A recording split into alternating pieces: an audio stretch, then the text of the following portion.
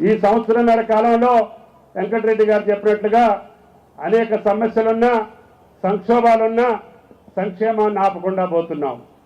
అదేవిధంగా విధ్వంసం చేసిన వ్యవస్థలు సంస్థలున్నా వికాసం వైపు నడపడానికి ప్రయత్నం చేస్తున్నాం.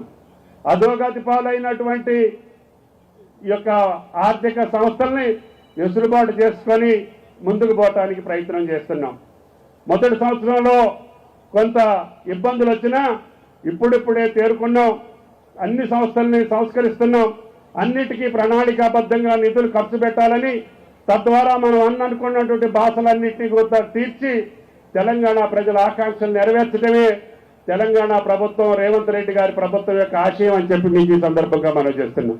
అది రహదారులు కావచ్చు, అదేవిధంగా గౌరవెల్లి లాంటి ఇరిగేషన్ ప్రాజెక్టులు కావచ్చు, ఇందిరమ్మ ఇళ్లు కావచ్చు, సంక్షేమం కావచ్చు, మెడికల్ కాలేజీలు కావచ్చు, ఆసుపత్రి భవనాలు కావచ్చు, వాళ్ళు ఎన్నికల కోసం మొదలుపెట్టి వదిలేసినటువంటి ప్రతి కార్యక్రమాన్ని తీర్చే బాధ్యత రేవంత్ రెడ్డి గారి ప్రభుత్వం మేము తీసుకుంటామని చెప్పి మీకు ఈ సందర్భంగా మనం చేస్తున్నాం.